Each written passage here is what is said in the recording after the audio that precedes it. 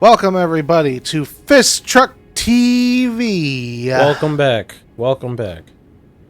What did we do last? Oh, we beat the dog. Yeah, last I said I was gonna get armor, and I got armor. Yeah, I had to do some like slight leveling up so I could wear this stuff without fat rolling. But here we are. Yeah. Oh yeah, you're doing the dual wielding. So this is the start of a new session, but trying to remember what we did last time. Yeah, we open up the shortcut. I don't think I killed the NPC dude, so we're about to see whether or not that happened. And if it didn't, then I will probably just attempt to cheese him because I hate fighting him. Because NPC fights suck. Wieners. I don't know how far into the video we are. Hello. Goodbye. Hey. Oh, thank you. What? His ass. Oh God. Oh God. Oh, now you done it. Oh, he's still alive. Oh, you. Yeah, he's still alive. He took it like a champ. Oh, you didn't even get hurt. He's superhero. Oh, are you sure? Are you sure? Well. All's well that ends well. That's how the cookie crumbles. Better out than in, I always say. Oh, how the mighty have fallen.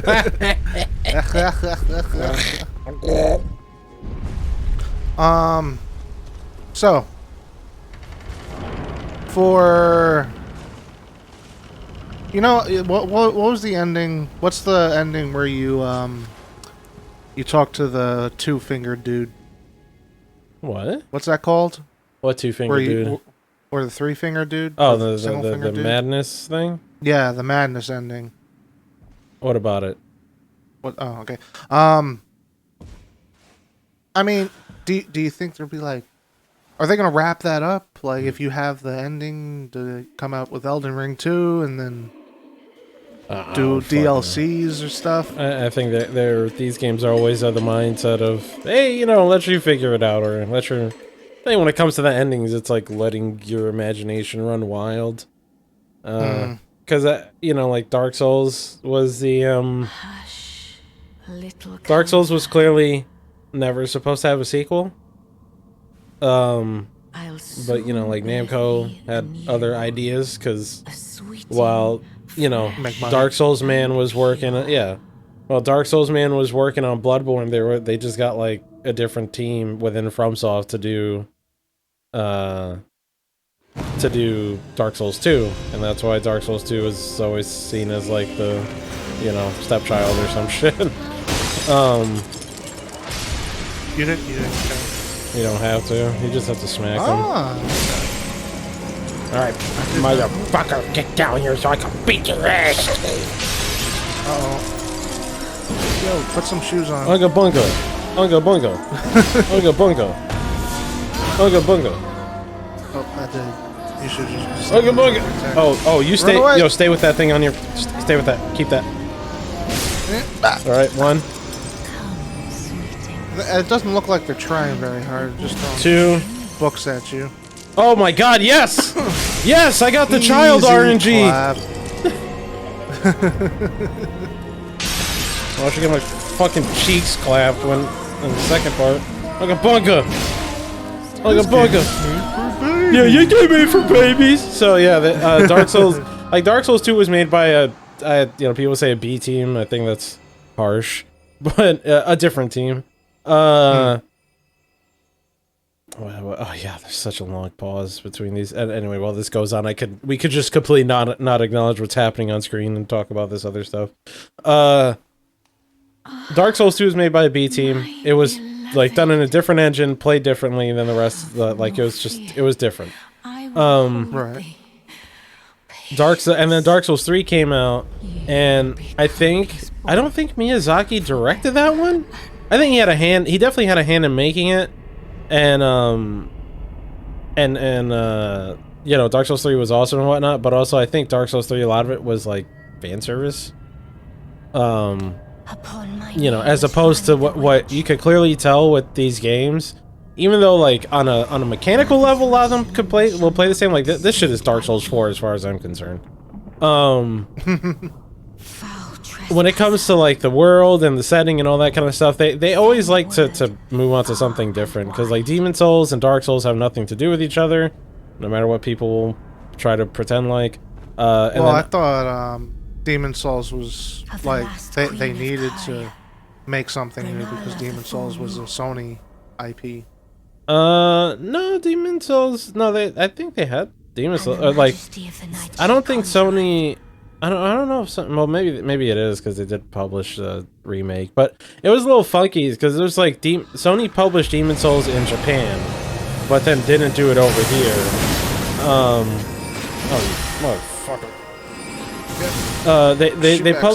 They published Demon Souls. Can you backstab her? You said? No, she backstabbed. Oh yeah. Backslash. I'm doing the play-by-play. Where's that? Backslash. Backslash. It's a Shulk and Xenoblade. Oh, you motherfucker! You did not waste time. Yeah. This is the part that sucks. Yeah. Just wait till she summons. Hulk Hogan, I'm coming for you. I'm not finishing that sentence. Oh my god. There's a version of this game, fan-made, clearly. Of course. Where it's ass. Yeah, I already know where you're going with that. It's like, oh, yeah, hey guys, the game's harder. By the way, it sucks now. Yeah, I don't think. Maybe I should. Maybe it's like too high horsey. No. Say it. I don't think people get the idea of what a Souls-like is. No. It's not supposed. It's not hard. It's not. It's a difficult game, but the difficulty is not what the game is made about. It's not about it. It's not about difficulty. It's not about. Yeah, and when I see these mods like, yo, fucking difficulty, it's harder. It's like I think you're missing the point of the game. Yeah, definitely. It's an adventure game. It's cool. Oh shit. Yo, must avoid saying bad words. Yeah, that's a big. Oh, must avoid saying bad words. Okay, all right. He's got to focus. You haven't hit her since she summoned the dogs the first time. Nope. Yo, god damn. You gotta hit her like a fucking dump truck. Well, by that I mean. Did they update her? Because I don't remember her being this annoying. No, this sounds about right to me. Yeah. Oh god. Also, I thought maybe it was just the way I played her. I thought the summon stayed until you beat him. No, she only summons things when she gets to a certain health level. Oh my, yo. But I guess that's what you get when you do a magic build and you just blast her. Yep, yeah. First. My favorite part about this spell is that she casts it, and it's like it's devastating for you, but when you cast it, it's fucking doo-doo diarrhea trash. It's a big waste of time, MP, and really just brain. Yeah, pretty much. When I was excited to get that spell, actually be able to use the spell. Yeah. Because my first playthrough I did a spellcaster, and then I used it. and I was like, as soon as I used it, I was like, oh, what the fuck? I'm never gonna hit anybody with that. You have no anybody health. Moving slightly to the left. Fucking bitch. Yeah, there, I said it. Yeah, but anybody. Well, listen, I won. That's all that matters. Yeah, it's awesome, but it's like if anybody moves, it's a problem. They can smack you out of it, which is also a problem. It takes forever to cast, which is also a problem. And even if it hits, it doesn't do more damage than if you just throw 3 shards at it. Yeah, or just use a little sword. Yeah. You're bad at this game. Right? Like, not you. I'm talking about it. But yeah. Trash. Yeah, my first playthrough was definitely different. Well, I know it was different than most people's experience because I went for a full magic build, and everybody was like, "Oh, this game, there's a lot of hard parts in the game, and the Millennium Fight is like super hard." Yeah, that's what and then, and I'm like, "Bro, this game is like soft as baby shit." It's the easiest one out of all of them. But then I actually used a melee build my second playthrough, and I was like, "Oh yeah, I was playing on easy mode with the mage build. Yeah, for sure. Should I go for the simp ending? You know, I haven't done the simp ending in a while. I'm gonna do that. What's the simp ending? The Ronnie ending. Oh, okay. Time to simp my mistress. But then you have to kill Blade. Or Bald. What's his name? Hi, my name is Bald.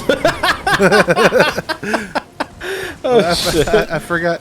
I know it starts with a B and like the A and the L are different. I think it's Blade or something like that. Blade? It's BLAIDD. Fucking named by Steph Curry. Alright, we gotta go to Blaze! Blaze! Yeah. You gotta say Stephen Curry. Stephen Curry. Because Steph Curry plays basketball. Oh. You're right. You're right. Oh man, I'll never forget, bro. I know I told you this before, but just that meme of the, you know, where capitalism cannot reach us. When my cousin, like when Red Alert when Red Alert 3 came out, or Command & Conquer Red Alert 3, whatever. Yeah. My cousin and I played it. We got to that cutscene and it was like, Splice! Like we just started fucking saying it, and like all these years later, it turns out to be a meme. And I'm like, oh hey, look at that. Yeah, it deserves to be a meme. Spies. Yeah,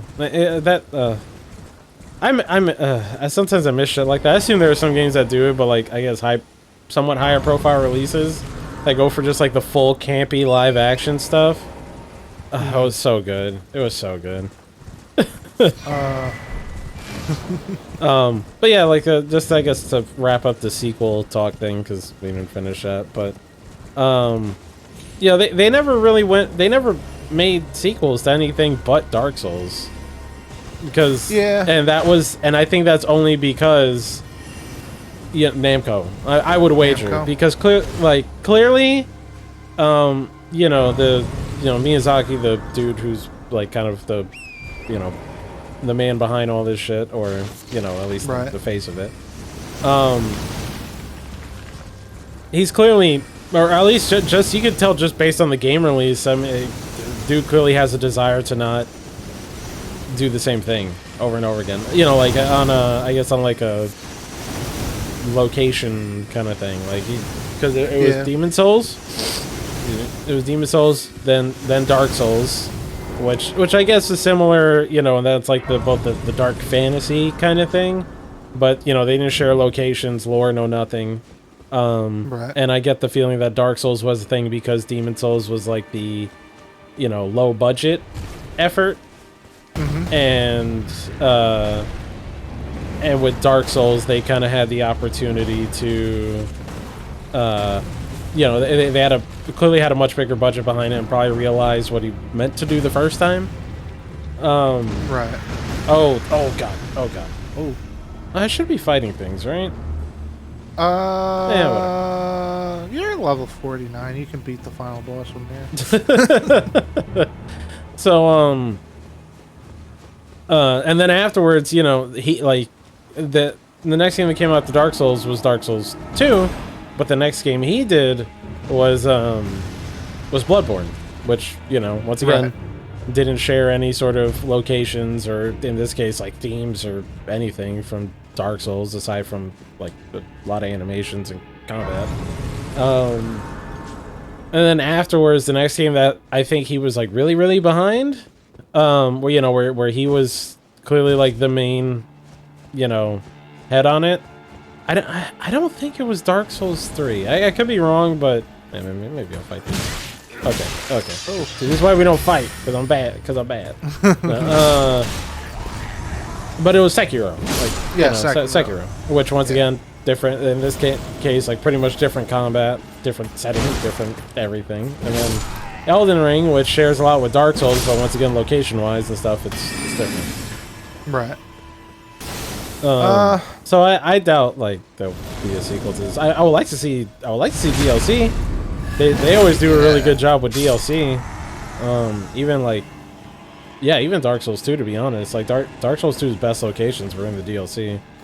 I think my most memorable moments on like any Dark Souls game has always been DLC. Yeah, I think that's how it's been for a lot of people, or for because it's always like I guess there's a slight, you know, hey, we're taking off the leash or whatever of, you know, like for example, you know, they probably have to design areas in a way that they got to keep in mind that the player could go at them at any time. But then with the DLC, it's kind of like, oh well, this is specific. Yeah, this specifically for when you're at the end of the game. So we're gonna it's smaller in scale than a full game, so they can concentrate. More on it. So that's why I think for not 100% true, but the DLC, like every game that had DLC in it was always end game shit. Yeah. But unlike the way that the end game shit in these games are, naturally they don't always feel like just a hodgepodge of things to kill you. If you get what I mean, like because pretty much they full flushed out. Yeah, like there's actual flow between the levels. I think in Bloodborne it's a little. I think Bloodborne is probably is a little bit iffy on that with the DLC areas. The Bloodborne DLC is type brutal. Yeah, comparatively to everything else. Yeah, but like yo, calm the fuck down, yo. Okay. Oh, he's messing you up. Yeah, mess this up.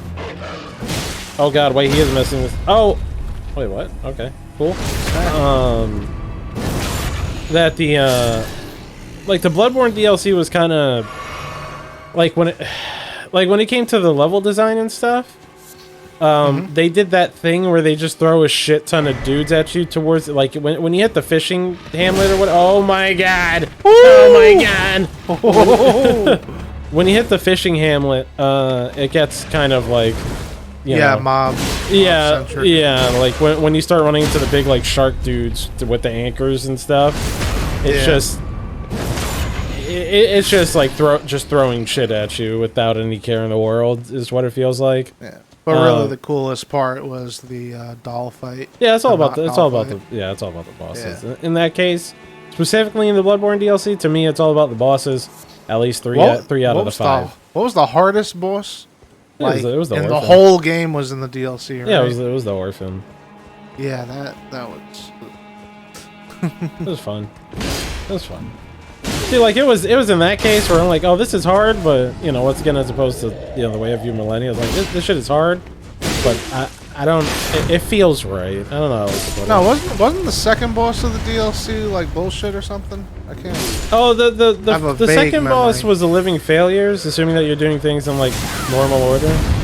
The second boss was Living Failures, and in terms of boss design, the name sounds about right. It's like a gank fight, but it's I didn't realize he was still going. Oh god. He's still going. God. He's still going. Oh god. Run. Are you done? He's done. Okay. Yeah, in terms of boss design, it was pretty or like that fight specifically, because it's just a gank fight against 4 dudes. Except that unlike the Celestial Emissary, it's not the same. Where shit? Oh my god, I am just getting my fucking ass whooped by this guy. Are you done? No, he's not. Yes, he is. There we go. They're like 2 melee dudes, 2 magic dudes. It wasn't the worst in terms of gank fights. It's definitely not the worst in the game by any stretch of the imagination. But it's just kind of annoying that you're playing this completely optional content that you had to pay extra money for, and they still felt the need to put like these trash fights in there. Like I feel like they didn't. There's no way they couldn't have known that the fight sucked. Like they definitely knew it, because you know when you in the DLC, like in Bloodborne's DLC, it's the first boss is Ludwig, which is like a fucking amazing fight, like one of the best fights they ever made in just Souls anything. And then you follow it up with like a bottom tier fight, and then you follow it up with another top tier fight, which is Maria comes directly after the Living Failures. And then you follow it up with another top tier fight, which would be the Orphan of Kaz, and then the one that's optional technically is Lawrence, who's a reskin of the cleric piece. And it's like, Yo, there's no way you guys didn't know, like, yo, okay, we kind of, like, phoned it in with these two. But it's like, I don't know. I'm always of the mindset that, you know, I respect trying, but if you know that you're phoning it in with something like that, just don't... Just leave it out. Just don't do it. Because it kind of brings down the experience as a whole. Yeah, yeah. Like, that's what Dark Souls 2 is in a nutshell. Like, and they did that with the DLCs, where the DLC, like, each DLC was awesome, but then each... Oh, shit. Oh, shit. Oh, God, I got caught in the fucking blender. Oh, I never put any seeds in the fucking thing? Oh, I deserve to die. I deserve to die. Dark Souls 2, like, the DLCs are the best locations in the game in terms of, like, bosses and level design and everything. Like, it's genuinely good stuff. It's really, really good. But then each DLC has one part where it's just, like, forge in the pits of a fucking, like, gas station bathroom. Like, it's... Yo, fuck, maybe one day on this channel... One day, I don't know if you ever did them, but did you ever do the Dark Souls? I've never done the Dark Souls 2 DLCs. Okay. I beat Dark Souls 2 once, and that was the last time I ever felt like I ever needed to get back in that game. Because fuck that game in particularly, in my humble opinion. Just so many cheesy parts. Yeah. Like around every fucking corner, there's a hidden guy. That how are you supposed to see him unless you're checking your corners constantly? It's ridiculous. I hate it. I check your corners. Yeah. Like as much as I like Dark Souls 2, play it once. That's it. I mean, and I know that you won't experience it in any of the other games. the amount of cheesy garbage that's in that game. I think I would counter that with saying you'll never consistently experience the cheese to the same amount, because they definitely have it. They definitely have cheesy bits. No, but Dark Souls 2. It's it's like it feels like a meme at this point. It feels like hard for it feels like what we were talking about when people do the hard mode mods or whatever. Because like I played let's see, I tried out, like, I forgot what there's one for Dark Souls 2 that's supposed to make it better. I forgot I forgot the name of it. Oh, it's killing me. I played a mod for Dark Souls 2 that's supposed to, you know, like, it makes it kind of harder, but also makes it fairer. It's like, you know, supposed to be a better experience. People out of the corners. So, let me get to that. So, I'm playing Dark Souls 2, and I'm noticing some of the changes they made. Like, they changed some of the level layouts, like the way you go through. Are you okay? What did he do to you? You're in my way, man. This is a video game. Fuck. Okay. Oh, I think you were watching me when I fought this dude. When he just I took his health down. Like, so fast, like that you fucking melted him. That he was like, I gotta get out of here, and he just popped out of existence. Didn't even teleport or like fade away. It was just deleted. Yeah, I thought that was the first time I was playing it, so I didn't realize that he just dips and never comes back. Yeah. So I was like, I lost all that experience. Any item he dropped is gone, and I can't progress the story.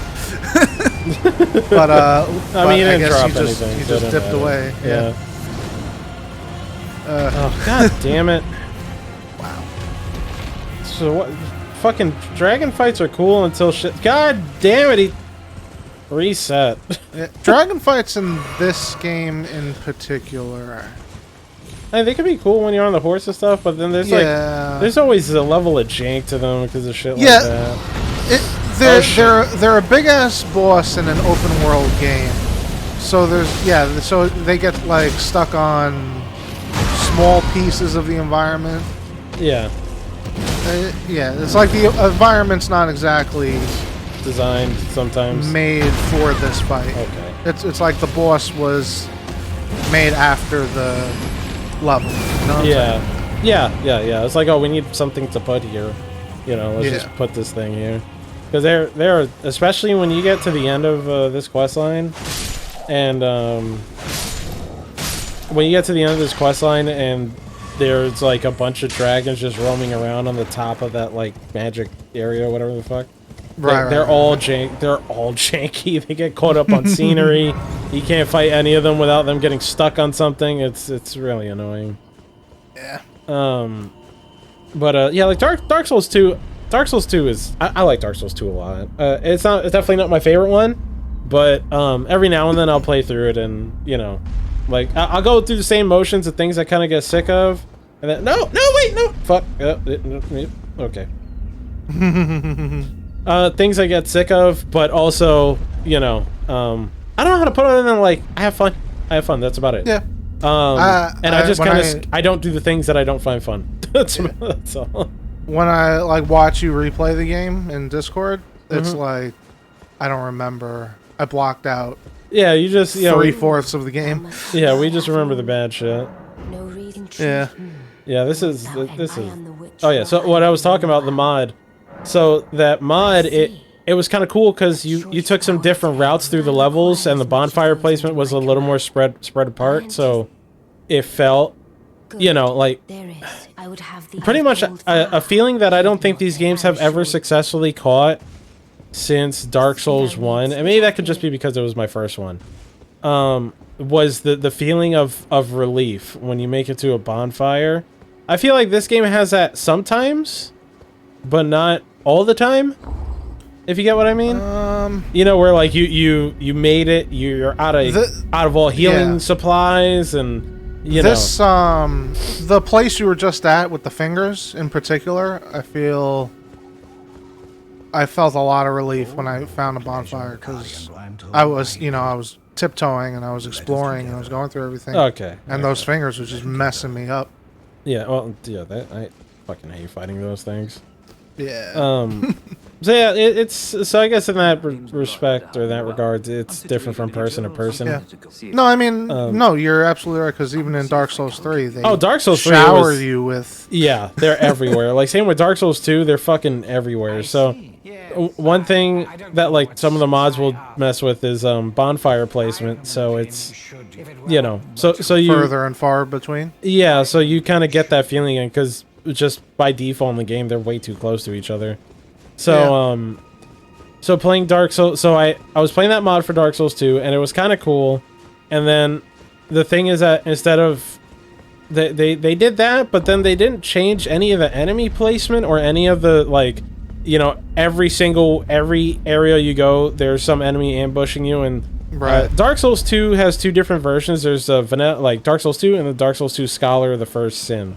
And Scholar of the First Sin was supposed to be like the answer to Dark Souls 2, like, oh, we heard your complaints, we're gonna fix it, here you go. And I feel like for every improvement Dark Souls or Scholar made, there was like 2 or 3 things that they just ate shit on. Like that, they changed a lot of the enemy placement. I don't think they changed bonfire placement, or if they did, it was super rare. And they might have changed some of the ways you went. Yeah, they changed some of the ways you went through the levels just by adding statues, because that's fucking smart. And and it was cool. It was at first it was like, oh hey, something, you know, when like I played through Dark Souls, I must have played through Dark Souls 2 before I played through Scholar of the First Sin. I must have played through Dark Souls 2 like, I don't know, 5 or 6 times or something like that. So you know, I remembered how I would play through the game, and I started seeing some statues in places and different things. I'm like, oh, that's cool. And I also start noticing spots where your next enemies. Fucking wolves, man. I started noticing spots where like there were more enemies than what used to be there, and there are more enemies that ambush you than what normally used to be there. And it culminated for me in the Earthen Peak, where in the regular Dark Souls 2, it was, I don't know how to put this. It was cool. Like when it came to that location, maybe it was a little too light on enemies and the bonfires were too close, like pretty much almost every other part of that game. But it was fine for the most part. In the Scholar version, they decide to God damn, I'm just remembering it now, and I'm like, fuck that. It was it was such fucking trash.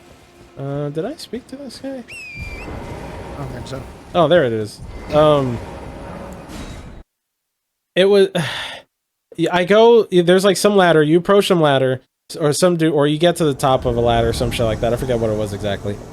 And once you get to the top, you get ambushed by like 3 or 4 dudes. Except they don't show up from anywhere. They show up from thin air. They're not there at all. Like, I will say, at least with these games, they do you the courtesy of you being able to see the enemies before they jump you, usually. Right. They spawn from thin air. There's really no way to prepare for that ambush other than walking forward. Yeah, I'm pretty sure I only played the Scholar Edition. Yeah, that's the worst one. That is, as far as I'm concerned, that is the worst version of the game. Oh, okay. I played when I played Dark Souls 2, I only play damn, get fucked. When I played Dark Souls 2, I only play the vanilla version.